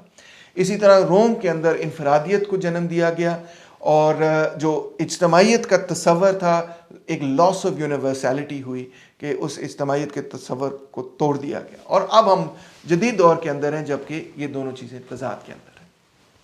اور اس جدید دور کے اندر دلچسپ بات یہ ہے کہ سول سوسائٹی کے اندر ہی وہ تضاد موجود ہے جو کہ اس کو حل بھی کر سکتا ہے، کیونکہ جب تک سول سوسائٹی کے اندر اگر وہ تھوڑا بہت تضاد موجود نہیں ہوگا تو ریاست بھی اس تضاد کو حل نہیں کر سکتی، کیونکہ ہیگل ہمیشہ ایک تضاد سے دوسری تضاد میں جاتا ہے، ایک تضاد سے یہ ثابت کرتا ہے کہ دوسری چیز کیوں جنم لیتی۔ تو ہیگل یہ کہتا ہے کہ سیلفشنس لیڈز ٹو سیلفلیسنس، آپ کی خود غرضی کے نتیجے میں ہی آپ کسی دوسرے کا خیال بھی کرتے ہیں، ایک دوسرے سے رشتہ ناتا بھی جوڑتے ہیں، تعلق بھی بناتے ہیں۔ ہیگل کہتا ہے وہ کس طرح؟ وہ کہتا ہے particularity has the right to draw forth and strike in all directions۔ اس فریز سے مجھے ہابز یاد آتا ہے کہ انفرادی جو آپ کے حقوق ہیں، ہابز بھی یہ کہتا ہے کہ اسٹیٹ آف نیچر میں آپ کے پاس یہ حق ہے کہ آپ اگر فرد ہیں، آپ کو جو بھی چاہیے، آپ کی جنگ ہے دوسروں سے وہ اس کو حاصل کرنے کے لیے۔ ہابز ایک فکرہ استعمال کرتا ہے in the state of nature it is war of one against all، ہر فرد کی لڑائی ہے تمام سوسائٹی سے۔ تو یہ ہیگل بھی اسی چیز کو ریپیٹ کر رہا ہے کہ جو فرد ہے اس کے پاس یہ رائٹ ہے to strike in all directions, وہ ہر دوسرے کو دور کر سکتا ہے اور یہ کہہ سکتا ہے کہ یہ میرا رائٹ ہے۔ University has a right to prove itself not only the ground and necessary form of particularity but also the authority standing over its final end۔ یعنی کہ ہماری جو اپنی انڈیویجویلٹی ہے وہ پوری نہیں ہو سکتی، ہماری جو پرٹیکولیرٹی ہے، ہماری جو اپنی ضروریات ہیں وہ پوری ہو ہی نہیں سکتی جب تک کہ کسی دوسرے سے ہمارا کوئی تعلق نہ بنے، رشتہ ناتا نہ بنے۔ وہ کیوں؟ وہ اس لیے کیونکہ نمبر ایک، انسان جو ہے وہ ایک سماجی جانور ہے، ہمیں دوسرے لوگوں کی ضرورت ہے۔ ہم فیملیز بناتے ہیں، فیملی یونٹ بنائے بغیر ظاہری بات ہے کہ انسان جو ہے وہ زندہ نہیں رہ سکتا، ریپروڈکشن نہیں ہوگی، بچے نہیں پیدا ہوں گے. یہ ہماری فطرت میں ایک چیز شامل ہے، ہمیں اس چیز کی ضرورت ہے. ہمیں پیار محبت کی ضرورت ہے، ہمیں والدین کی پیار کی ضرورت ہے، ہمیں اپنے بچوں سے پیار ہوتا ہے. ہماری فطرت کے اندر یہ چیز شامل ہے، یہ ہماری ضرورت ہے. ہمیں دوستوں کی ضرورت ہوتی ہے، ہمیں دوست احباب کی ضرورت ہوتی ہے جو ہمارے ساتھ، جن کے ساتھ ہم بیٹھ کے جو ہے وہ کہہ سکیں ہائے یار آج بڑا برا دن تھا، آج اچھا دن تھا بخیر. یہ ہماری فطرت میں شامل ہے. ہمیں لوگوں سے بات کرنے کی ضرورت ہوتی ہے. آپ کووڈ کرائسس کے اندر آپ گھر کے اندر اکیلے اگر بیٹھے رہیں تو آپ کو ڈپریشن ہو جائے گی، اور ضرورت ہے آپ کی کہ آپ دوستوں سے بات چیت کرتے رہیں، آپ سوشل رہیں. سوشل جو لوگ نہیں رہتے ان کو فوراً ڈپریشن ہو جاتی ہے. تو کوئی بھی فرد جو ہے وہ اکیلا نہیں رہ سکتا. اور پھر ایون سول سوسائٹی میں، منڈی کے اندر بھی دوسرے لوگ آپ کی ضرورت بن جاتے ہیں. کیوں؟ کیونکہ آپ زندگی کی ہر شے نہیں بنا سکتے. میں مثال طور پہ جو میں نے شرٹ پہنی ہوئی، میں یہ شرٹ نہیں بنا سکتا. شرٹ میری ضرورت ہے، مجھے شرٹ چاہیے، میں منڈی میں جاؤں گا، میں یہ شرٹ خریدوں گا. میں شرٹ خود نہیں کیونکہ نہیں بنا سکتا تو لہٰذا میں یہ شرٹ جا کے خرید لوں گا. میں منڈی کے اندر خود کوئی چیز بیچوں گا. مثال کے طور پہ میں اپنی صلاحیت بیچ سکتا ہوں ایز اے ٹیچر کہ میں بچوں کو پڑھا دوں گا، مجھے پیسے مل جائیں گے، پھر میں یہ شرٹ خرید لوں گا. اب آپ غور کریں کہ ایک خود غرض پوائنٹ آف ویو سے کہ مجھے یہ شرٹ پسند ہے، مجھے یہ شرٹ چاہیے، مجھے لوگوں سے تعلق پیدا کرنا پڑا. ایک طرف تو یہ کہ مجھے منڈی میں جا کے کوئی ایسی چیز بیچنی پڑی، کسی دوسرے کو دینی پڑی جو کسی دوسرے کی ضرورت ہو. جس طرح کہ میں ایک ٹیچر ہوں تو میں ایک پروفیسر ہوں تو میں کسی کو پڑھا دوں، اس میں سے مجھے پیسے ملے. پھر جا کے میں نے ایک اور بندے سے تعلق پیدا کیا جس سے میں نے وہ شرٹ خریدی. جس بندے نے یہ شرٹ بنائی اس کو میں ذاتی طور پہ تو نہیں جانتا، مگر اس سے میرا ایک تعلق اور رشتہ اور ناتا تو جڑ گیا، ایک ریلیشن بن گیا، کیونکہ میں نے وہ چیز پہنی ہوئی ہے جو کہ اس نے اپنے ہاتھوں سے یا مشین کے ذریعے جو ہے وہ بنائی. تو اس طرح ہیگل یہ کہہ رہا ہے کہ ایون آپ کا سیلف انٹرسٹ کے نتیجے میں آپ سیلفش بھی ہوں تو دوسرے لوگ آپ کی ضرورت بن جاتے ہیں. اور یہ ایک ایسی، یہ بڑی امپورٹنٹ بات ہے کیونکہ یہ ہابس پر تنقید بھی ہے ہیگل کی، کہ ہابس اس بات کو نہیں پہچان رہا اور لاک بھی کچھ حد تک نہیں پہچان رہا کہ نہ صرف اسٹیٹ آف نیچر میں ہماری ایک دوسرے سے جنگ ہے، بلکہ ہمیں دوسرے کی ضرورت بھی ہے اسٹیٹ آف نیچر میں اپنی ضروریات پوری کرنے کے لیے. تو ہیگل اس سے ایک بہت دلچسپ نتیجہ اخذ کرتا ہے جو میں سمجھتا ہوں بہت ہی بریلینٹ انسائٹ ہے اور بڑی بہت اس میں ٹروتھ ہے. اور یہی نقطہ نظر آپ کو مارکس میں بھی ملے گا، اور وہ یہ ہے کہ ہیگل کہتا ہے کہ انسان کی فطرت میں نہ تو انسان مکمل طور پہ سیلفش ہے اور نہ انسان مکمل طور پہ سیلف لیس ہے، بلکہ انسان دونوں سیلفش بھی ہے اور سیلف لیس بھی ہے. اور یہ دونوں پہلو انسان کی پرسنالٹی کی ضرورت ہے، انسان کی پرسنالٹی میں شامل ہوتے ہیں اور انسان کی ضرورت ہے. میں ایکسپلین کرتا ہوں وہ کیسے. آلریڈی میں تھوڑا سا ایکسپلین تو آپ کو کر چکا ہوں. کوئی انسان مکمل طور پہ سیلفش نہیں رہ سکتا، نہ ہو سکتا ہے، کیونکہ اس کی فطرت میں یہ شامل ہے کہ اس کو والدین سے پیار ہوگا، بچوں سے پیار ہوگا اور دوست احباب کی ضرورت ہوگی. سیلفش انسان بھی جو ہے اس کے کوئی نہ کوئی دوست تو ہوں گے، اس کی ضرورت ہوگی. اور اپنے دوستوں میں اگر وہ سیلفش ہوگا تو ظاہری بات ہے کہ وہ دوستیاں مینٹین نہیں ہو سکیں گی. سیلف انٹرسٹ ہی اس کو ایک طرح سیلف لیس بھی بناتا ہے کیونکہ اس کو کسی دوسرے کی ضرورت ہوتی ہے. اور دوسری طرف تو یہ تو بات آپ کو میں آلریڈی سمجھا چکا ہوں کہ منڈی میں بھی وہ سیلف انٹرسٹ سے انٹر ہوتا ہے، مگر اس میں اس کے دوسروں سے تعلقات پیدا ہوتے ہیں. وہ کسی پہاڑ میں جا کے نہیں رہ سکتا. مگر دوسری طرف تو یہ بات تو آپ سمجھ سکتے ہیں نا کہ بھئی سماجی تعلقات کی ضرورت ہوتی ہے. اس لیے آپ کو سماجی تعلقات میں اگر آپ ہر وقت سیلفش ہوں، آپ اپنی من مانی کریں تو لوگ آپ سے تعلقات توڑ دیں گے. لوگ کہیں گے یار یہ تو صرف اپنی من مانی کرتا ہے، ہمارے لیے تو کچھ کرتا ہی نہیں.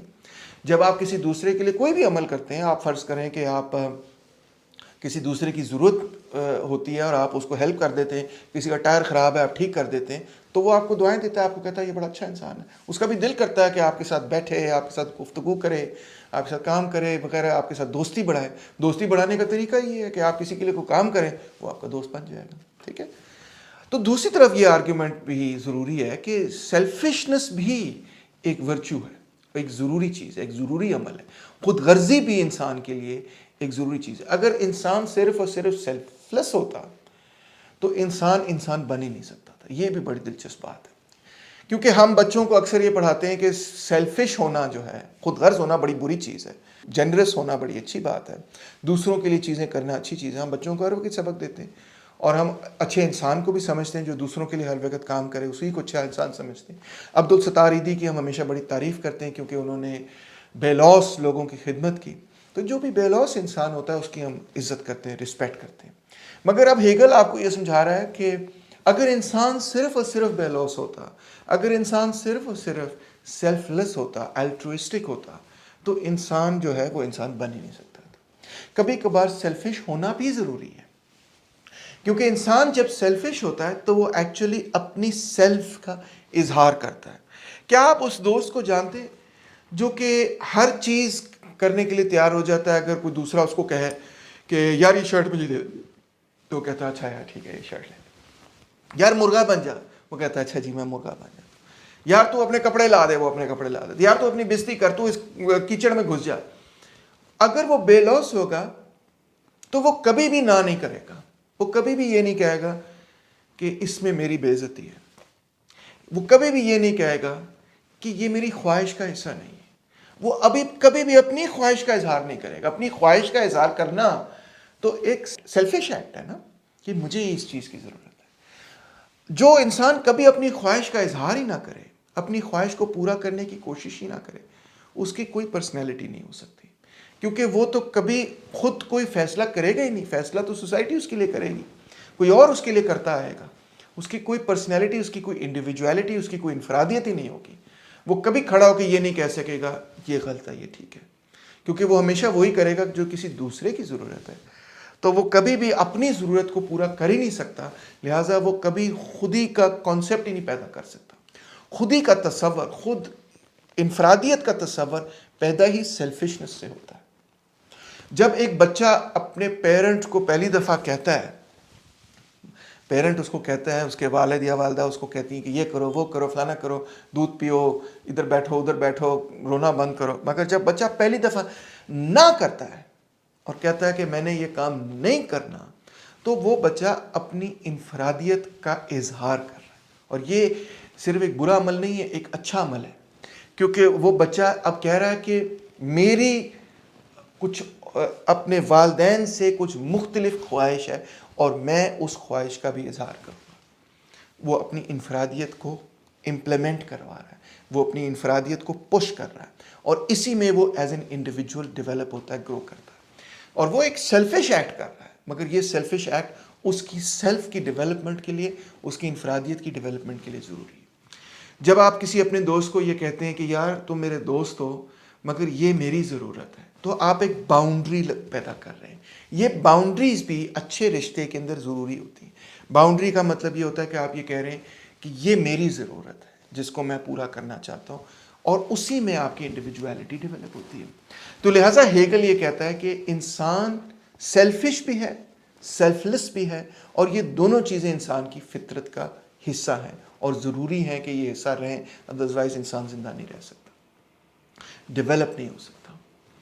اور اسی سے بائی دا وے میں ایک ٹینجنٹ لیتا ہوں اور اس آپ کو یہ بھی بتاتا ہوں کہ جب لوگ یہ کہتے ہیں کہ کارل مارکس کا یہ نقطہ نظر تھا کہ ایک ایسی سوسائٹی پیدا ہو جس میں سب الٹروئسٹک ہوں اور سب سیلف لیس ہوں اور سب بے لوث ایک دوسرے کی خدمت کریں، یہ ہیومن نیچر کے خلاف ہے، لہٰذا سوشلزم پیدا نہیں ہو سکتا۔ تو بیسکلی اس سے میں صرف سر کو ہاتھ مار کے یہ کہہ سکتا ہوں کہ ان لوگوں کو پتہ ہی نہیں ہے کہ کارل مارکس کیا لکھ رہا ہے، کیونکہ کارل مارکس جو ہے وہ ہیگل کے اس آئیڈیا سے بہت گہرے طور پہ متاثر تھا کہ انسان کی فطرت میں دونوں چیزیں شامل ہیں، سیلف لیسنس اور سیلفشنس، اور یہ انسان کے لیے ضروری ہے۔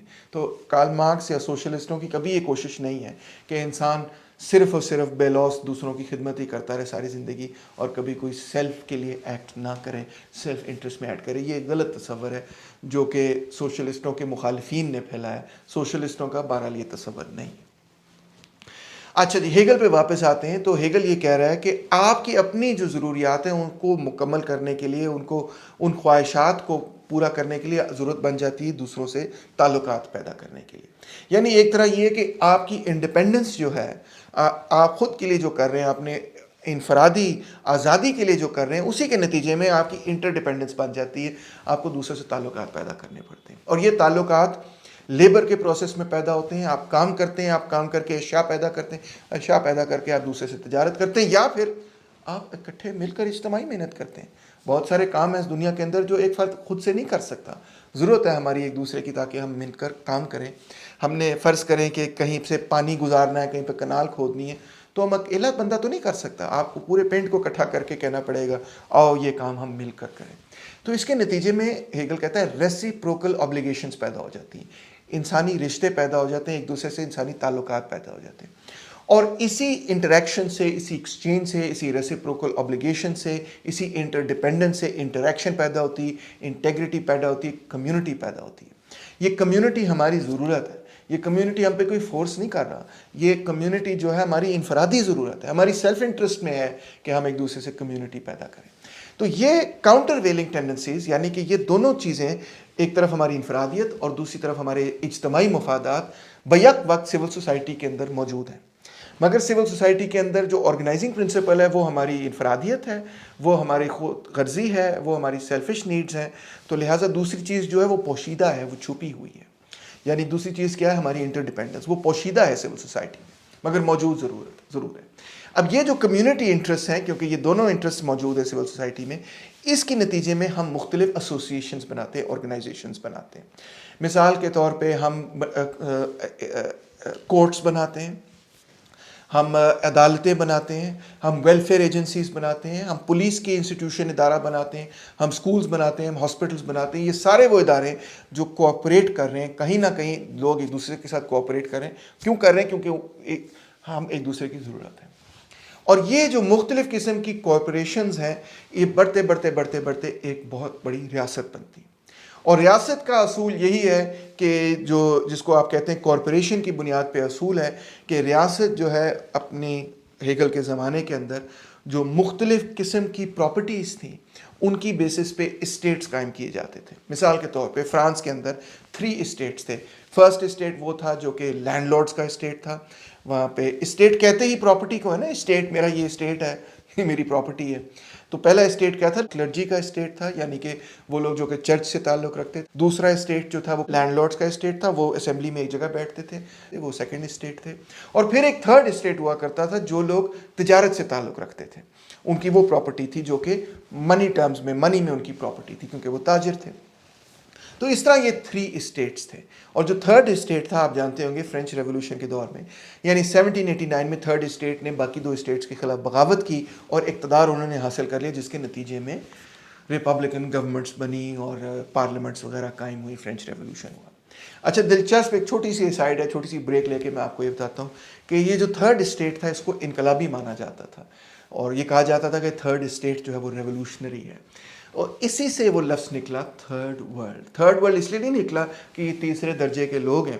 تھرڈ ورلڈ کی ٹرم اس لیے نکلی کیونکہ جس طرح تھرڈ اسٹیٹ فرینچ ریولوشن میں ایک انقلابی اسٹیٹ تھا, اس نے ایک انقلابی کردار ادا کیا, اسی طرح یہ لوگوں کا کہنا تھا کہ یہ دنیا کے وہ ملک جو کہ نو آبادیاتی نظام سے نکلے ہیں, یہ انقلابی ملک ہیں, یہ وہ تھرڈ اسٹیٹ کا کردار ادا کریں گے, یہ تھرڈ ورلڈ ہے, یعنی کہ یہ پوری دنیا کا میں اندر انقلاب کریں گے. تو لوگ اکثر سمجھتے ہیں کہ تھرڈ ورلڈ کا مطلب یہ تیسرے درجے کے ملک ہیں یا دنیا کا تیسرے درجے کا حصہ ہے, مگر ایکچولی اس سے یہ مراد نہیں تھی. مراد یہ تھی کہ یہ انقلابی, دنیا کے انقلابی حصہ ہے. لیں جی اب واپس آتے ہیں ہیگل پہ. تو ہیگل یہ کہتا ہے کہ اس طرح سے جو اسٹیٹس قائم ہوتے ہیں اس کے اندر جو 3 میجر اسٹیٹس ہیں وہ ان کا میں نے آپ کو ذکر کیا, یہ جو پرٹیکولر انٹرسٹ ہیں ان کو یونائٹ کرتے ہیں. جس طرح لبرلز جو ہیں وہ یہ دیکھتے ہیں کہ ریاست کا ہر انڈیویجول سے کوئی نہ کوئی تعلق ہے اور انڈیویجول کا ریاست سے تعلق ہے, مگر ہیگل یہ کہہ رہا ہے کہ انڈیویجول جو ہے وہ ایک کمیونٹی کے اندر اکٹھا ہے اور وہ ایک ایسوسیشن کے اندر, ایک اسٹیٹ کے اندر اکٹھا ہے, اور اس اسٹیٹ کا اسٹیٹ سے یعنی ریاست سے تعلق ہے, وہ جڑی ہوئی ہے. یعنی کہ اس کمیونٹی کے مفادات کی نمائندگی وہاں پہ وہ لوگ کر رہے ہیں جو کہ اس اسٹیٹ سے تعلق رکھتے ہیں. تو لہٰذا ریاست کا ڈائریکٹ انڈیویجول سے نہیں مگر اسٹیٹس اور سول سوسائٹی کی مختلف ایسوسیشنز, کارپوریشنز کے ذریعے انڈیویجول سے رشتہ, ناتا, تعلق, واسطہ بنتا ہے. سمجھ گئے آپ؟ یہ لہٰذا سول سوسائٹی کی جو آرگنائزیشنز ہیں وہ اور ایسوسیشنز ہیں وہ ایک انتہائی اہم کردار ادا کرتی ہیں, اور وہ یہ کہ جو انفرادی ہمارے مفادات ہیں اور جو فرد ہے وہ سب سے پہلے کوئی اجتماعی کمیونٹی بناتا ہے جس میں اس کے مفادات کا تحفظ ہو. کوئی کارپوریشن بناتا ہے. کارپوریشن مطلب یہ نہیں صرف کہ وہ جو ملٹی نیشنل کارپوریشن، مگر کارپوریٹ کا مطلب یہی ہے کہ کہیں پہ بھی جہاں آپ اکٹھے ہوں، وہ ایک کارپوریٹ پرنسپل پہ اپنے آپ کو اکٹھا کرتا ہے، یعنی کسی معاشی مفاد کے لیے یا کسی سماجی مفاد کے لیے اپنے آپ کو اکٹھا کرتا ہے. وہ ایسوسیشن قائم ہوتی ہے، ایک سول سوسائٹی کی وہ ایسوسیشن ہے. اس کی بنیاد پہ ایک اسٹیٹ قائم ہوتا ہے، اور وہ اسٹیٹس جو ہیں ریاست کے اندر ریاست سے جڑتی ہیں، اور ریاست لہٰذا ان اسٹیٹس کے ذریعے اور ان سول سوسائٹی کی ایسوسیشنز کے ذریعے فرد، انفرادی اور اجتماعی جو مفادات ہیں ان کے درمیان مفاہمت پیدا کرتا ہے، ان کو ریکنسائل کرتا ہے. کیسے ریکنسائل کرتا ہے؟ کہ یہ جو ہر فردن نہیں، مگر یہ کہ فرد جو ہے وہ ایسوسیشن، سول سوسائٹی ایسوسیشنز میں اکٹھے ہوتی ہیں، اور وہ سول سوسائٹی ایسوسیشنز کی ریپرزنٹیشن اسٹیٹ میں ہوتی ہے، اور ان کے جو آپس کے جو اختلافات ہیں ان کو ریاست ریزالو کر کے تو مفاہمت پیدا کر کے تو سوسائٹی کو آگے لے کے جاتی ہے. فیسینیٹنگ. تو اس کا مطلب یہ ہے کہ ہیگل کے تصور میں سول سوسائٹی جو ہے وہ ایک اور ریاست جو ہے وہ ایک ہی کردار ادا کر رہے ہیں، مگر اس میں ریاست جو ہے وہ سول سوسائٹی کے اوپر ہے. ریاست وہ ریشنل آرگنائزنگ پرنسپل ہے جو کہ انفرادی مفادات اور اجتماعی مفادات کے درمیان مفاہمت پیدا کر سکتا ہے. اس کے ریاست کے بغیر یہ مفاہمت ناممکن ہے. لہٰذا ریاست وہ الٹیمیٹ ایکسپریشن ہے کلیکٹیو اور یونیورسل انٹرسٹ کا کسی بھی سوسائٹی میں. اجتماعی مفادات کا جو اخیرلا اظہار ہے وہ ہمیشہ ریاست میں کیا جاتا ہے، اور سو ریاست ہی ایک طرح سے ہیگل کے لیے سپریم پرنسپل ہے. اب جو دوسرے قسم کے لبرلز ہیں، کیونکہ ہیگل ایک طرف لبرل ٹریڈیشن کا حصہ بھی ہے مگر دوسری طرف لبرل ٹریڈیشن پہ تنقید بھی کر رہا ہے. ان کا یہ کہنا ہے کہ کیونکہ ہیگل نے ریاست کو as the supreme organising principle تسلیم کر لیا ہے کسی سوسائٹی کے اجتماعی مفادات کا، تو اس میں ریاست جو ہے نمبر ایک کسی ایک طبقے کے مفادات کا تحفظ نہیں کر رہی، ریاست نیوٹرل ہے. نمبر دو، ریاست جو ہے وہ کسی ایک نہ تو صرف کسی ایک مخصوص طبقے یا کسی ایک سماج میں مخصوص حصے کے مفادات کا تحفظ کر رہی ہے، بلکہ وہ تمام سوسائٹی کی انڈیویجول اور ایسوسیشن کارپوریٹ انٹرسٹ کی نمائندگی کر رہی ہے. تو اس میں ریاست اور فرد کے درمیان یا ریاست اور کسی طبقے کے درمیان جو اختلاف ہے اس کی گنجائش نہیں بچتی. لہٰذا لبرلز یہ تنقید کرتے آئے ہیں ہیگل پہ کہ ہیگل نے ایک ٹوٹیلیٹیرین تھیوری دی ہے کہ جس کے اندر فرد نے اور فرد کے ساتھ منسلک کسی بھی ادارے نے اپنے آپ کو ریاست کے ماتحت ہی سمجھنا ہے ہمیشہ. میں سمجھتا ہوں کہ یہ درست انالیسس نہیں ہے، کیونکہ ہیگل یہ نہیں کہہ رہا کہ فرد کے یا بہت سارے افراد کے کوئی پرٹیکولر انٹرسٹ غیر اہم ہے، بلکہ وہ ایک کمپلیکس یونٹی پیدا کرنے کی کوشش کر رہا ہے پرٹیکولر اور یونیورسل انٹرسٹ کو انفرادی مفادات کو وہ ڈینائی نہیں کر رہا. وہ یہ نہیں کہہ رہا کہ یہ غیر اہم ہے، مگر وہ یہ دکھا رہا ہے کہ کس طرح سے وہ ایک دوسرے کے ساتھ ایک مفاہمتی طریقے سے جڑ سکتے ہیں، اور یہ ہی فرض ہے ریاست کا. تو بہت انٹرسٹنگ آئیڈیا ہے میں سمجھتا ہوں، مگر اس میں ایک اور بھی بہت بڑا پرابلم ہے، اور وہ پرابلم یہ ہے کہ ریاست ہیگل کے زمانے میں وہی لوگ بیٹھ کر اپنی نمائندگی کرتے تھے جو کسی اسٹیٹ کو ریپرزینٹ کرتے تھے. جس طرح میں نے آپ کو 3 اسٹیٹس کا بتایا کہ ایک طرف وہ تھے جو لینڈ لارڈس تھے، فیوڈل لارڈس، دوسری طرف وہ تھے جو کلرجی تھے، چرچ سے تعلق رکھتے تھے، تیسری طرف تاجر تھے. تو وہ لوگ جن کے پاس کوئی اسٹیٹ ہی نہیں ہے، جن کے پاس کوئی پراپرٹی نہیں ہے، جن کے پاس کوئی ملکیت ہی نہیں ہے، وہ ریاست میں کہاں فٹ ہوتے ہیں؟ وہ اس دور کی ریاست میں فٹ ہوتے ہی نہیں تھے. فرینچ ریولوشن کے دور میں بھی اور فرینچ اسٹیٹ میں جو فرینچ ریولوشن سے پہلے بھی قائم ہوا تھا تو ورکنگ کلاس کا تو کوئی اس میں رول ہی نہیں تھا. اسی طرح جرمن اسٹیٹ میں جہاں پہ ہیگل لکھ رہا تھا اور جہاں پہ ہیگل رہتا تھا وہاں پر بھی ورکنگ کلاس کا کسی قسم کا کوئی ورکنگ کلاس کے عام بندے کی کسی قسم کی کوئی ریپرزنٹیشن نمائندگی ریاست کے کسی ادارے میں نہیں ہوا کرتی تھی اور نہ ہو سکتی تھی. اور آپ یہ بھی بات جانتے ہوں گے کہ ایون فرینچ ریولوشن کے بعد، شاید آپ نہیں جانتے، میں آپ کو بتا دیتا ہوں کہ ایون فرینچ ریولوشن کے بعد بھی اس انقلاب کے بعد بھی جس میں مزدور طبقے نے اتنا کلیدی کردار ادا کیا، اس کے بعد بھی ریاست کے لیول پر مزدور طبقے کو ووٹ دینے کا حق نہیں تھا. پراپرٹیڈ لوگوں کو ووٹ دینے کا حق تھا. اور پھر بہت عرصہ ایک تحریکیں چلنی پڑی جس میں ایک انگلینڈ کے اندر ایک بہت اہم تحریک ہے جس کا نام ہے چارٹسٹس موومنٹ، جنہوں نے چارٹر بنایا کہ مزدور طبقے کو بھی، اس حصے کو بھی سوسائٹی کو جس کے پاس کسی قسم کی کوئی ملکیت نہیں ہے، اس کے پاس اپنی قوت محنت ملکیت ہے، تو اس کو قوت محنت کی ملکیت کی بنیاد پہ نمائندگی دی جائے. تو یہ ایک بہت لمبا پروسیس تھا جس کے بعد 19ویں صدی میں جا کے مزدور طبقے کو بتدریج وہ بھی ووٹ دینے کا حق ملا اور اپنے نمائندے چننے کا حق ملا، اس سے پہلے نہیں تھا. تو اب ہیگل کے فلسفے میں اگرچہ ہیگل مزدور طبقے کے بارے میں بات تو کرتا ہے، is concerned with the working class, مگر ہیگل کی اس ریاست کے تصور میں مزدور طبقہ کہیں پر بھی فٹ نہیں ہوتا تھا. مزدور طبقہ اس سول سوسائٹی سے ہی باہر تھا، ریاست سے بھی باہر تھا، اس سول سوسائٹی سے ہی باہر تھا، کیونکہ مزدور طبقے کے پاس کوئی کارپوریٹ، کوئی اسٹیٹ انٹرسٹ نہیں تھے، کوئی ملکیت نہیں تھی. غیر ملکیتی طبقہ تھا، وہ طبقہ تھا جو ملکیت سے محروم ہو. تو لہٰذا یہ ایک بہت بڑا پرابلم تھا ہیگل کی فلسفی میں کہ مزدور طبقہ یہاں پہ کہاں پہ فٹ ہوگا. اور اسی تصور کو کارل مارکس نے اسی تنقید کو کارل مارکس نے آگے بڑھایا.